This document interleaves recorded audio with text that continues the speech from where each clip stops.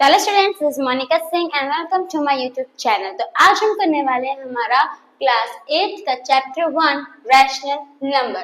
तो ये जो वीडियो है ये हमारा इंट्रोडक्शन वीडियो है। इस वीडियो में हम देखेंगे कि आपको इस चैप्टर में कौन से टॉपिक्स कवर करने हैं और क्या आपको इसमें पढ़ना है। ओके, अगर आप ये वीडियो देखते हो तो आप जो एक्सरसाइज करोगे वो आपको इजी पड़ेगा। तो रैशनल नंबर पहले आने से पहले मैंने यहाँ पे कुछ नंबर्स लिखे हैं जो आपने प्रीवियस क्लास में प्रीवियस स्टैंडर्ड में आपने पढ़ा हुआ है। तो पहले हम इसे एक बार रिवाइज कर लेते हैं। ओके स्टूडेंट्स, तो देखो फर्स्ट क्या है हमारा? फर्स्ट है हमारा नेचुरल नंबर्स। अभी नेचुरल नंबर्स क्या होता है स्टूडेंट्स? तो नेचुरल नंबर्स वो नंबर्स होते हैं जो 1 से स्टार्ट होते हैं। ओके, और वो चलते रहते हैं। तो देखो 1 2 3 4 5 एंड सो ऑन। तो ये जो नेचुरल नंबर्स कैसे स्टार्ट होते हैं? 1 से स्टार्ट होते हैं और ये अपने आप और आगे वो चलते रहते हैं। नंबर तो आपका इन्फिनिटी होता है तो वो तो कभी खत्म नहीं होगा, तो ये आगे आपका चलता रहेगा। पर स्टार्ट किससे होता है नेचुरल नंबर? तो 1 से स्टार्ट होता है। ओके स्टूडेंट्स, नेक्स्ट नंबर है आपका होल नंबर। अभी होल नंबर्स क्या होता है स्टूडेंट्स? देखो स्टूडेंट्स, ये जो होल नंबर्स है तो numbers which start from zero, जो नंबर जीरो से स्टार्ट होते हैं उसे हम क्या बोलते हैं? तो उसे हम होल नंबर्स बोलते हैं। अगर आप इसमें देखोगे तो यहाँ पे 1 2 3 4 5 है नेचुरल नंबर में, यहाँ पे भी आपका 1 2 3 4 5 है नेचुरल नंबर में है। पर एक्स्ट्रा क्या इसमें होल नंबर में है आपका? तो जीरो एक्स्ट्रा है ना, तो यानी कि ये जितने भी नेचुरल नंबर्स है सब होल नंबर्स में आता है। बस एक्स्ट्रा होल नंबर में क्या आ जाता है स्टूडेंट्स? तो जीरो आ जाता है। ओके, तो ये तो हो गया हमारा natural number and whole number. अब हमारा नेक्स्ट क्या है हमारा? तो नेक्स्ट है हमारा इंटीजर्स। अभी इंटीजर्स क्या होते हैं स्टूडेंट्स? तो इंटीजर्स वो नंबर होते हैं जिसमें पॉजिटिव नंबर भी आता है, नेगेटिव नंबर भी आता है और जीरो भी आता है। ओके, तो अगर आप देखोगे, देखो जीरो है, 1 2 3 पॉजिटिव नंबर्स, ये जो रहते हैं ये नंबर इसे हम बोलते हैं पॉजिटिव नंबर्स। इन्हें हम क्या बोलेंगे? इन्हें हम बोलेंगे नेगेटिव नंबर्स। और इधर बीच में क्या है आपका? तो जीरो है। अब देखो स्टूडेंट्स, अब आपका जो होल नंबर वो पूरा इंटीजर्स में आता है। तो जीरो से लेके पूरा ये आ गया, 0 1 2 3 4 तो चलते रहेगा आगे। तो जितना भी होल नंबर है आपको पूरा इंटीजर्स में आता है। बस इंटीजर्स में एक्स्ट्रा क्या आता है स्टूडेंट्स? तो नेगेटिव नंबर इसमें एक्स्ट्रा आता है, -1 -2 -3 -4 -5 एंड सो ऑन, आगे और चलता रहेगा। ओके, नेक्स्ट क्या है हमारा? फ्रैक्शंस। अभी फ्रैक्शंस क्या होता है स्टूडेंट्स? तो फ्रैक्शंस वो नंबर्स होते हैं जिन्हें हम p अपॉन q के फॉर्म में लिखते हैं। Okay, a number which we can write in p upon q form is known as fraction।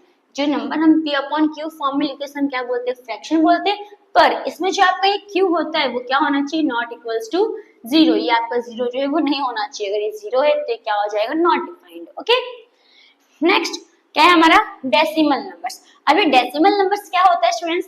तो डेसिमल नंबर्स वो नंबर्स होते हैं जिन्हें हम पॉइंट में लिखते हैं। ओके, डेसिमल में लिखते हैं। भी आपने यहाँ पे देखो एग्जांपल में लिखा हुआ है 0.2 0.5 -2.7 0.08। तो ये सब क्या रहेगा आपका? किसमें है? डेसिमल नंबर से। ओके, तो अगर आप देखोगे तो ये जो नेचुरल नंबर है वो होल नंबर्स में आता होगा पूरा, ये जो होल नंबर है वो पूरा इंटीजर्स में आता होगा, ये इंटीजर्स पूरा फ्रैक्शंस में आता होगा और जो फ्रैक्शन है वो पूरा डेसिमल नंबर्स में आएगा। अब ये तो आपको समझ में आया कि ये सब नंबर्स क्या होते हैं, हमने एक बार क्विक रिविजन कर लिया। अब ये जो पूरा नंबर से अब ये किसमें आता है स्टूडेंट्स? तो ये आता है आपका रैशनल नंबर में। यही क्या रहेगा आपका? Rational number. अभी रैशनल नंबर पर होता क्या है? अभी आपको ये पता चला कि सब रैशनल नंबर पर रैशनल नंबर क्या है? तो रैशनल नंबर स्टूडेंट्स वो नंबर्स होते हैं जिन्हें हम p अपॉन सेम, जैसे फ्रैक्शन में होता है same, p upon q form में भी क्या रहता है आपका? रैशनल नंबर रहते हैं। ओके, तो रैशनल नंबर भी किस में रहेगा? p अपॉन q के फॉर्म में रहेगा और q क्या होना चाहिए आपका? जीरो नहीं होना चाहिए। लेकिन जो फ्रैक्शन है अब फ्रैक्शन को आप डेसिमल में नहीं लिख सकते, पर आप रैशनल नंबर को डेसिमल में लिख सकते हो। अगर आप फिर वो भी आपका रैशनल में हो जाएगा। ओके, इसे भी अगर आप देखो, अगर मैं इसका पॉइंट हटाती हूँ तो मेरा आंसर क्या आएगा? 2 नीचे 10 आ जाएगा, 2 अपॉन 10, तो हमारा रैशनल में हो गया ना। इसे आप फ्रैक्शन को नहीं कर सकते। तो वैसे ही रैशनल नंबर भी वही नंबर होता है जिसे हम p अपॉन q फॉर्म में लिखते हैं, उसे हम क्या बोलते हैं? रैशनल नंबर बोलते हैं। अब आप लोग कंफ्यूज हो रहे होंगे कि रैशनल नंबर तो p अपॉन q फॉर्म में होता है, पर यहाँ तो खाली हमारा फ्रैक्शन ही p अपॉन q फॉर्म में और इसको भी हम कन्वर्ट कर सकते हैं p अपॉन q फॉर्म में। पर हमारा ना ही natural number p upon q form में, ना ही होल नंबर है और ना ही इंटीजर्स है। ये तीन आपका रैशनल नंबर तो है ही नहीं, ये तीन तो p अपॉन q फॉर्म में है ही नहीं, तो ये कैसे रैशनल नंबर हो सकता है? ओके, तभी ध्यान दो स्टूडेंट्स कि ये कैसे होगा। ये भी आपका रैशनल नंबर है, पर कैसे है तो ध्यान दो। अभी देखो ये सब नंबर है, अब इनके नीचे कुछ भी आपको दिया है क्या? इनके नीचे कोई भी नंबर है? नहीं, ई पी अपॉन के फॉर्म में है नहीं, तो कोई नंबर है क्या? नहीं है। जब इनके नीचे कोई भी नंबर नहीं होता है इसका मतलब इसमें क्या रहता है? नीचे 1 रहता है। सबके नीचे क्या रहेगा स्टूडेंट्स? तो 1 रहेगा। ओके, अब ये p अपॉन q फॉर्म में हो गया स्टूडेंट्स, तो हो गया, यानी कि नेचुरल नंबर क्या है आपका, रैशनल नंबर है। अब इसमें होल नंबर में एक्स्ट्रा क्या आता है, जीरो आता है। सेम, जीरो के नीचे कोई नंबर दिख रहा है आपको, नहीं दिख रहा है, इसका मतलब जीरो के नीचे भी क्या रहेगा आपका, 1 रहेगा। तो इसका मतलब ये भी क्या है आपका, होल नंबर भी आपका natural number, sorry rational number है। नेक्स्ट इंटीजर्स में क्या आ गया आपका, तो ये सब तो आपका होल नंबर में आ गया, यहाँ से ये पूरा आपका होल नंबर में आया। इसमें एक्स्ट्रा क्या आता है, -1, -2, -3, तो ये आपका है क्या, p अपॉन q फॉर्म में नहीं, पर इसके नीचे कुछ नहीं, इसका मतलब क्या रहता है, 1 रहता है। तो ऑफ कोर्स जो इंटीजर्स है वो भी क्या रहेगा, रैशनल नंबर रहेगा। तो होप स्टूडेंट्स आपको समझ में आया कि रैशनल नंबर्स क्या होता है। अब ये तो रैशनल नंबर हो गया। अब रैशनल नंबर से कुछ प्रॉपर्टीज होती है जो आपको इस चैप्टर में पढ़ना है, और सिर्फ प्रॉपर्टीज के रिलेटेड क्या आएंगे आपको एक्सरसाइज में क्वेश्चन आएंगे। अगर आप प्रॉपर्टी समझ जाओगे तो आपको एक्सरसाइज इजी लगेंगे। ओके स्टूडेंट्स, तो स्टूडेंट्स हमारा नेक्स्ट टॉपिक है, अब हम इसमें क्या पढ़ने वाले हैं, तो प्रॉपर्टीज ऑफ रैशनल नंबर, की रैशनल नंबर के कौन सा से प्रॉपर्टीज होती है। तो पहला जो हमारा प्रॉपर्टी है वो क्या है, क्लोजर प्रॉपर्टी। अब क्लोजर प्रॉपर्टी क्या होता है स्टूडेंट्स, तो क्लोजर प्रॉपर्टी वो प्रॉपर्टी है जिसमें आपको 4 वे में चेक करना है, एडिशन, सब्ट्रैक्शन, मल्टीप्लिकेशन और डिवीजन। एडिशन में कैसा है कि आपको बताना है कि अगर एडिशन में कैसा है कि आपको बताना है कि आप कोई भी दो रैशनल नंबर हो, कोई भी दो रैशनल नंबर हो सकता है, ओके, आप कोई भी दो रैशनल नंबर को प्लस करोगे तो क्या आपका आंसर रैशनल नंबर में आएगा। एडिशन में आपको ये बताना है, सब्ट्रैक्शन में आपको बताना है कि आप कोई भी दो रैशनल नंबर को सब्ट्रैक्ट यानी कि माइनस करोगे तो क्या आपका आंसर रैशनल नंबर में आएगा। फिर मल्टीप्लिकेशन में भी यही करना है और डिवीजन में भी यही करना है। तो इसमें तो वही हमें चेक करना है कि इसका आंसर आता है या नहीं आता, ओके, हम चेक करेंगे। क्लोजर प्रॉपर्टी क्या बोलता है कि अगर कोई भी दो रैशनल नंबर को प्लस करोगे तो आपका आंसर किसमें आएगा, रैशनल नंबर में आएगा। तो एक बार हम चेक कर लेते हैं कि आता है कि नहीं आता है, ओके। तो देखो स्टूडेंट्स, अभी सपोज मैंने एक रैशनल नंबर लिया, 2/3, ओके, अब उसको मैंने प्लस कर दिया सपोज 5/3 के साथ। एक रैशनल नंबर लिया, ये दूसरा रैशनल नंबर लिया। अब हमें देखना है कि जो हम ये दो रैशनल नंबर को हम प्लस करें तो हमारा रैशनल नंबर में आंसर आता है या नहीं आता है। अब यहाँ पे देखो स्टूडेंट्स, दोनों डिनोमिनेटर क्या है, सेम है, ओके, दोनों ही सेम है ना, तो इसको हम क्या कर सकते हैं, कॉमन में लिख सकते हैं। हम कॉमन में 3 लिख देंगे। अभी 2 + 5 कितना हो जाएगा स्टूडेंट्स, 2 + 5 कितना हो जाएगा, 7/3। तो इसका मतलब कि ये राइट है कि आप कोई भी दो रैशनल नंबर को प्लस करते हो तो हमारा आंसर किसमें आता है, रैशनल नंबर में आता है, ओके। नेक्स्ट सब्ट्रैक्शन में, सब्ट्रैक्शन में कैसा है कि आप कोई भी दो रैशनल नंबर को सब्ट्रैक्ट करोगे तो आपका आंसर रैशनल नंबर में आना चाहिए। इसलिए भी हम क्या करते हैं, एग्जांपल नंबर देख लेते हैं कि चेक करते हैं कि आंसर आता है या नहीं आता है, ओके। तो सेम सपोज मैंने ले लिया 5/3 ले लिया, माइनस मैंने कर दिया 2/3, ओके। 3 क्या है आपका, कॉमन है, सेम है, तो 3 को मैं कॉमन में लिख सकती हूँ। अब 5 में से 2 माइनस कर दोगे तो 5 से 2 जाएगा, कितना बचेगा स्टूडेंट्स, 3 बचेगा। यानी आंसर कितना आया, 3/3।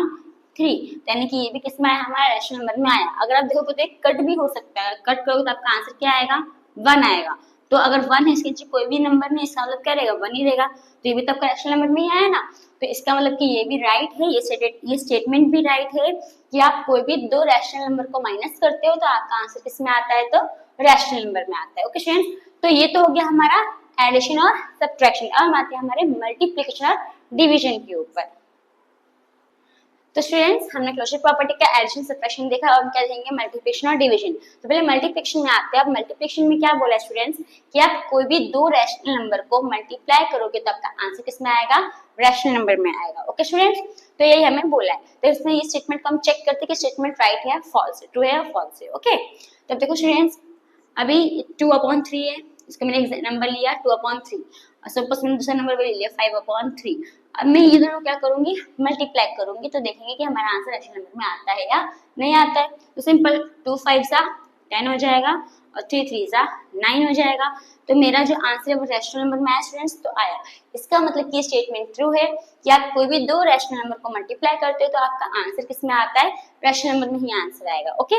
नेक्स्ट है हमारा डिवीजन। डिवीजन में क्या बोला, देखो स्टूडेंट्स सेम, अगर आप कोई दो रैशनल नंबर को डिवाइड करते हो तो आपका आंसर किसमें आना चाहिए, रैशनल नंबर में आना चाहिए। पर आपका ये आंसर तभी आएगा जब आपका नॉट इक्वल्स टू, जो आपका डिनोमिनेटर है वो नॉट इक्वल्स टू 0 रहेगा तब। अगर ये दोनों 0 है, b और d जो आपका डिनोमिनेटर है, अगर ये जो b और ये d ये अगर आपका 0 है तो ये जो नंबर है वो डिफाइंड नहीं होगा, ये नॉट डिफाइंड हो जाएगा, वो नंबर कुछ है ही नहीं, वो माना ही नहीं जाएगा वो नंबर, ओके, तो नॉट डिफाइंड हो जाएगा। तो हम इसका एग्जांपल लेते हैं, वही आपको ये स्टेटमेंट जो मैंने लिखा है उसका मतलब वही है, where denominator not equal to 0, जब आपका ये 0 नहीं रहेगा तभी आपका जो स्टेटमेंट है वो एप्लीकेबल होगा। लेकिन अगर वो नीचे 0 है तो वो नंबर ही नहीं माना जाएगा, वो नंबर क्या हो जाएगा आपका, तो नॉट डिफाइंड हो जाएगा। ओके, अब हम इसका एग्जांपल लेते हैं डिवीजन का। सपोज चलो मैंने यही नंबर ले लेती हूँ मैं, 2/3 डिवाइड बाय 5/3। ओके, अब 2/3 का 2/3 लेंगे। अब आपने प्रीवियस क्लास में किया होगा कि अगर जो डिवाइड रहता है अगर उसके बदले हम मल्टीप्लाई साइन ले ले तो उसके बाजू का जो नंबर होता है वो क्या होता है, रेसिप्रोकल हो जाता है। जो 3 है वो ऊपर चले जाएगा, जो 5 है वो नीचे आ जाएगा, तो यानी कि 3/5 हो जाएगा। ओके, अब इसको हम कर सकते हैं जैसे हमने मल्टीप्लिकेशन में किया जैसे हम कर सकते हैं स्टूडेंट्स। तो देखो अभी ये जो यहाँ पे भी 3 है यहाँ पे भी 3 है, 3 क्या हो जाएगा आपका, कैंसिल हो जाएगा, इसको हम कट कर सकते हैं। और यहाँ पे क्या बचा आपका 2 बचा, और यहाँ पे क्या बचा आपका 5 बचा। अब ये कैंसिल होगा नहीं होगा तो बस आप क्या कर दोगे, स्टॉप। तो जो हमने दो नंबर को, दो रैशनल नंबर को डिवाइड किया तो हमारा आंसर किस में आया, रैशनल नंबर में आया। तो इसका मतलब कि क्या है, तो ये स्टेटमेंट पे हमारा ट्रू है।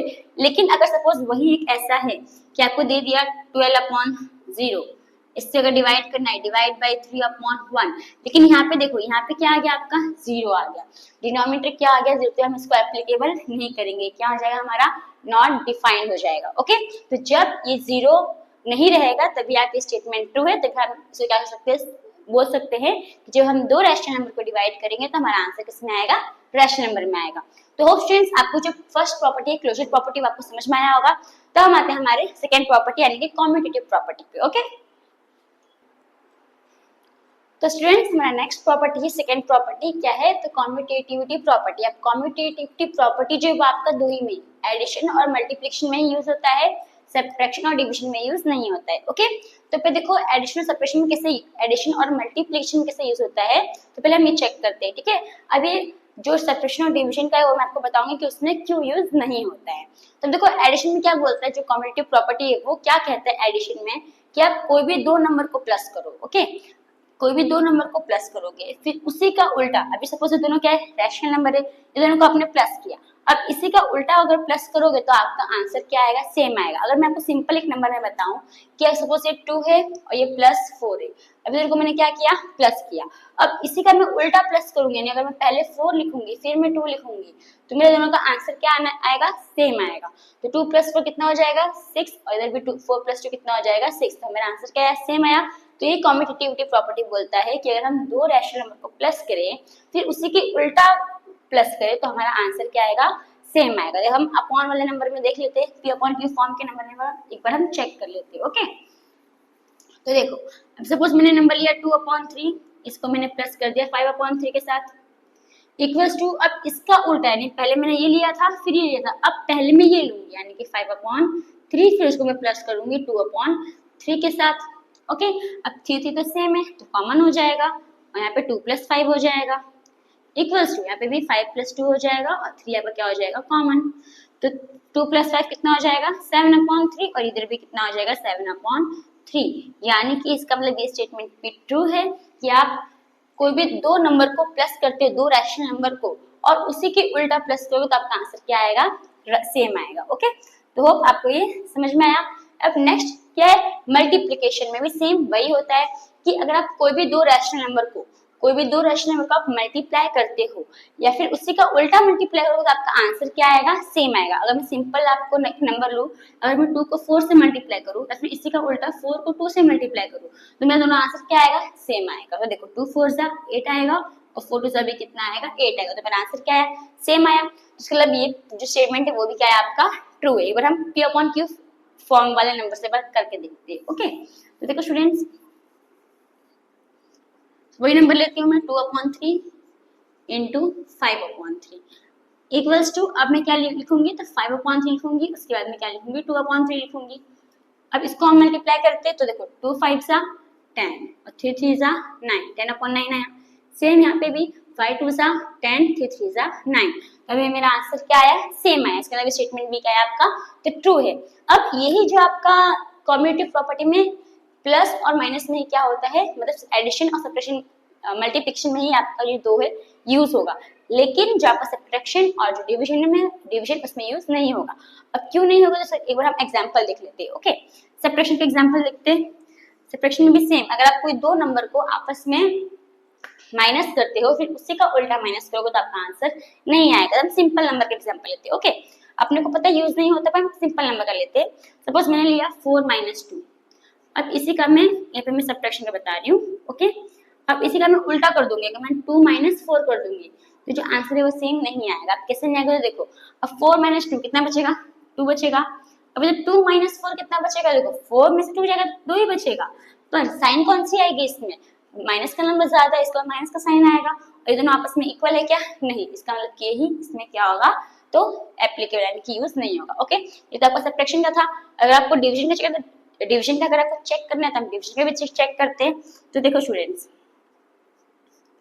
अगर सपोज मैं 4 को डिवाइड करती हूँ 2 से, ओके, और 2 को मैं डिवाइड करती हूँ 4 से, तो इसका आंसर राइट आएगा। देखो अगर मैं 4 को 2 से डिवाइड करूँ तो मेरा आंसर क्या आएगा, 2 आएगा। ओके, वही अगर मैं 2 को 4 से डिवाइड करती हूँ तो पहले तो पॉइंट लेगा, फिर 0 आएगा, फिर 4 5 20 आएगा ना, यानी कितना आएगा आंसर मेरा 0.5 आएगा। अभी दोनों आपस में इक्वल है क्या, नहीं, ये भी क्या है आपका नॉट इक्वल। इसका मतलब कि ये दोनों में यूज कॉम्यूटेटिव प्रॉपर्टी आपका नहीं होगा। कॉम्यूटेटिव प्रॉपर्टी में कौन सा तो यूज होगा, तो मतलब काम किस में आता है, तो एडिशन और मल्टीप्लिकेशन में आपका कॉम्यूटेटिव प्रॉपर्टी काम आता है। ओके, यूज होता है। तो आप स्टूडेंट्स आपको कॉम्यूटेटिव प्रॉपर्टी समझ में आया होगा। तो हम आते हैं, ये आपको देखने की जरूरत नहीं है, मैं सिर्फ आपको बताया कि यूज क्यों नहीं होता है, अब बस खाली ये दोनों को देखना है। ओके, तो होप आपको जो कॉम्यूटेटिव प्रॉपर्टी वो समझ में आया होगा। तो हम आते हैं हमारे नेक्स्ट प्रॉपर्टी यानी कि एसोसिएटिविटी प्रॉपर्टी के ऊपर। तो स्टूडेंट्स हमारा नेक्स्ट प्रॉपर्टी है एसोसिएटिविटी प्रॉपर्टी। अभी एसोसिएटिविटी प्रॉपर्टी भी किस दो ही चीज में यूज होगा, एक एडिशन में और दूसरा मल्टीप्लिकेशन में। सेम ये सब्ट्रैक्शन और डिवीजन में यूज नहीं होगा कॉम्यूटेटिविटी प्रॉपर्टी की तरह। ओके, अब इसे भी अब पीछे एसोसिएटिव प्रॉपर्टी वो क्या बोलता है, तो देखो स्टूडेंट्स कि आपके 3 रैशनल नंबर है A B C D E F, यहाँ पे भी सेम जो आपका यहाँ पे रहेगा वही आपका यहाँ पे भी रहेगा। अब इसमें क्या बोला कि अगर आप लास्ट का 2 रैशनल नंबर को प्लस करोगे फिर पहले वाले के साथ करोगे तो आपका आंसर बराबर आएगा किसके, तो जब आप ये इक्वल्स टू के साइड नंबर वाले को अगर पहले 2 को प्लस करोगे फिर तीसरे से प्लस करोगे तो आपका आंसर क्या आएगा, सेम आएगा। ओके, तो हम चेक करते हैं। अगर मैं आपको पहले सिंपल में आपको बताऊं, सिंपल यानी कि नेचुरल नंबर में आपको बताती हूँ। पहले देखो सपोज 2 है plus 4 plus 6, same 2 plus 4 plus 6। Okay, इधर पहला 2 है, इधर लास्ट का 2 है। तो अब अगर पहले मैं ये दोनों को प्लस करूं तो 4 प्लस 6 कितना होगा स्टूडेंट्स, 10 होगा। फिर इसको मैं पहले वाले के साथ प्लस करूं तो किसके बराबर आएगा, इसके। देखो अब इसे मैं पहले 2 को प्लस करूं तो 2 प्लस 4 6, फिर तीसरे से प्लस करूंगी। ओके, तो 2 प्लस 10 12 हो जाएगा और 6 प्लस 6 भी कितना हो जाएगा, 12। तो इसका मतलब स्टेटमेंट राइट है कि अगर आप लास्ट के 2 नंबर को प्लस करके फिर पहले के साथ प्लस करते हो तो किसके बराबर आता है, जब आप इसमें पहले 2 को प्लस करोगे फिर लास्ट के नंबर को प्लस करोगे तो उसके बराबर आएगा। ये तो हमने नेचुरल नंबर में लिखा। अब इसको हमें ना p अपॉन q फॉर्म में देखते हैं। ओके, तो अभी देखो स्टूडेंट्स,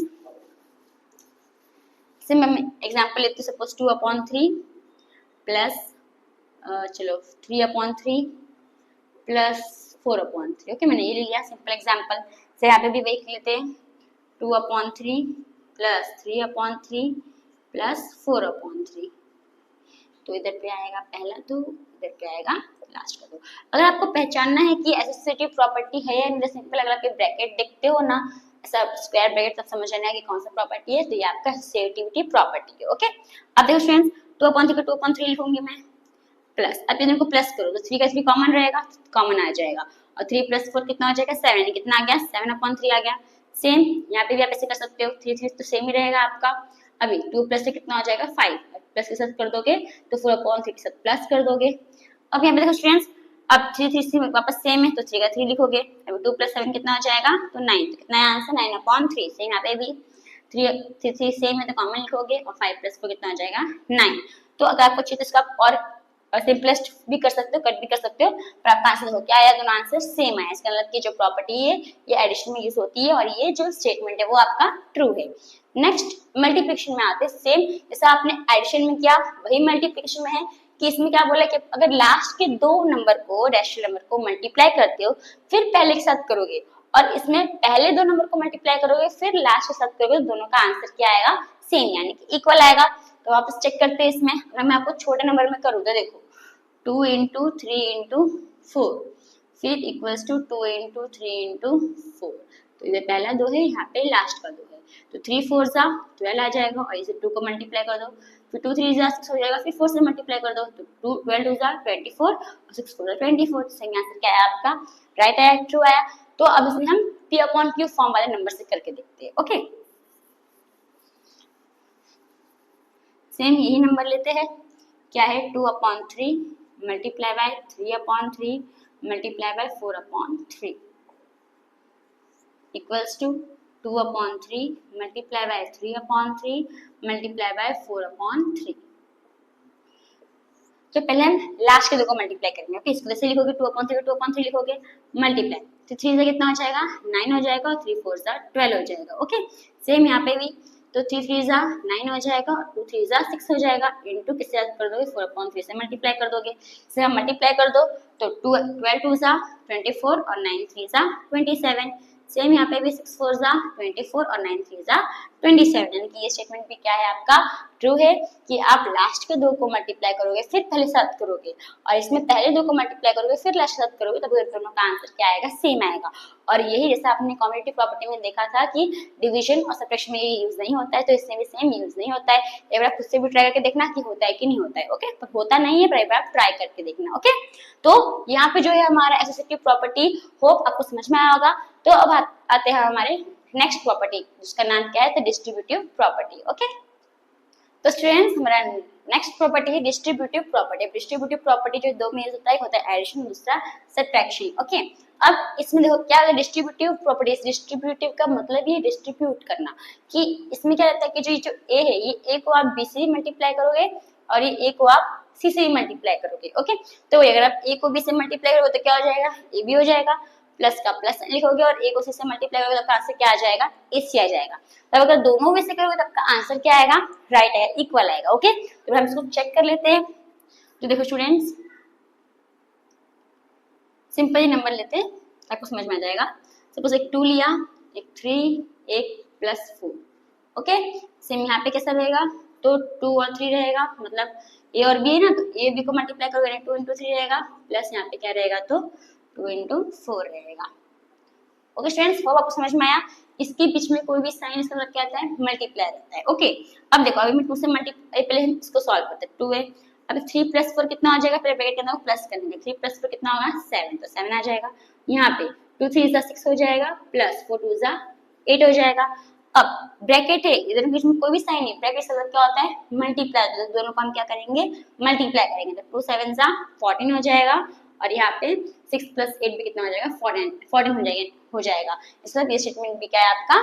ट्रू है। Okay, simple. इसको क्या कर दिया है? इसी को है ना सॉल्व कर दिया। अगर एक और बी को मल्टीप्लाई करोगे, मतलब इसको इससे मल्टीप्लाई करने का, इसको इससे मल्टीप्लाई करेगा, तो वो इसको यहाँ पे लिख के दे दिया है। तो अगर आप दोनों से करोगे तो आपका आंसर क्या आएगा? इक्वल आएगा। तो ये तो हमारा एडिशन में था, सब्ट्रैक्शन में भी सेम हमारा वैसे ही है। तो देखो स्टूडेंट्स, सब्ट्रैक्शन कैसे करोगे? सेम। देखो अगर आपको लग रहा है कि हमने p अपॉन q फॉर्म के नंबर से नहीं किया, रैशनल नंबर से नहीं किया, पर आपको ऑलरेडी क्या है? रैशनल नंबर ही है, कि अगर नीचे कोई निशान क्या रहता है? 1 ही रहता है ना, तो ये आपको ऑलरेडी रैशनल नंबर ही है। तो आप इसको p अपॉन q के फॉर्म से भी करके देख सकते हो, ऐसे करोगे तो भी आपको राइट, दोनों सेम ही है। ओके, नेक्स्ट आता है हम सब्ट्रैक्शन में सेम वैसे करना है। सेम ये a को b से मल्टीप्लाई करने का और ये a को c से मल्टीप्लाई करने का। तो a को b से मल्टीप्लाई करोगे तो a b हो जाएगा, a को c से मल्टीप्लाई करोगे तो क्या हो जाएगा? ac हो जाएगा। तो इसमें साइन का डिफरेंस आ जाता है कि यहाँ पे प्लस लगेगा क्योंकि एडिशन है, यहाँ पे माइनस लगेगा क्योंकि सब्ट्रैक्शन है। ओके, सेम वही नंबर लेते हैं हम लोग, थोड़ा अलग कर देते हैं। तो 2 4 - 3 लेते हैं, और यहाँ पे क्या हो जाएगा? 2 × 4 हो जाएगा, माइनस क्या हो जाएगा? 2 × 3 हो जाएगा। राइट, अब समझ में आया। अब 2 का 2 लिखोगे, 4 से 3 जाएगा, कितना बचेगा? 1 बचेगा। अब यहाँ पे 2 4 जा 8 -2 3 जा 6। अभी मल्टीप्लाई लगेगा, ब्रैकेट है, कोई साइन नहीं बीच में, ब्रैकेट है तो मल्टीप्लाई, तो 2 1 जा 2 और 8 में से 6 जाएगा, कितना बचेगा? 2 बचेगा। तो इसका आंसर भी क्या है आपका? इक्वल आया। तो होप आप स्टूडेंट्स कि आपको ये जो डिस्ट्रीब्यूटिव प्रॉपर्टी समझ में आया होगा। ये आपके 4 प्रॉपर्टी थे। ओके, अब इससे आपको 3 आइडेंटिटी पढ़ना है कि वो 3 आइडेंटिटी क्या होता है। तो यहाँ पे जो हमारा रैशनल नंबर का प्रॉपर्टी खत्म होता है, अभी 3 आइडेंटिटी वो भी प्रॉपर्टी में ही काउंट होता है। अगर आप इसको आइडेंटिटी बोलो, प्रॉपर्टी बोलो, तो उस प्रॉपर्टी में ही काउंट होगा। ओके, तो हम वो 3 प्रॉपर्टी देखेंगे। तो स्टूडेंट्स अब हम देखने वाले हैं हमारा आइडेंटिटीज ऑफ रैशनल नंबर, तीन आइडेंटिटीज है। पहला है हमारा मल्टीप्लिकेटिव आइडेंटिटी। अब ये मल्टीप्लिकेटिव आइडेंटिटी में किसका रोल होता है, तो वन का रोल होता है। Okay, role of one. अब ये मल्टीप्लिकेटिव आइडेंटिटी क्या बोलता है कि आप कोई भी रैशनल नंबर ले लो, कोई भी रैशनल नंबर को आप वन से मल्टीप्लाई करो और वन को उसी रैशनल नंबर के साथ मल्टीप्लाई करोगे तो आपका आंसर क्या आएगा, वही नंबर आएगा। अगर आपको मैं एक एग्जांपल दूं कि आपने टेबल से पढ़ा हुआ है, अगर मैं 2 को 1 से मल्टीप्लाई करती हूँ, ठीक है, और इसी का उल्टा आपने 1 का टेबल नहीं पढ़ा है, अगर मैं 1 को 2 से मल्टीप्लाई करूंगा तो मेरा आंसर क्या आएगा, 2 ही आएगा ना, यही नंबर आएगा।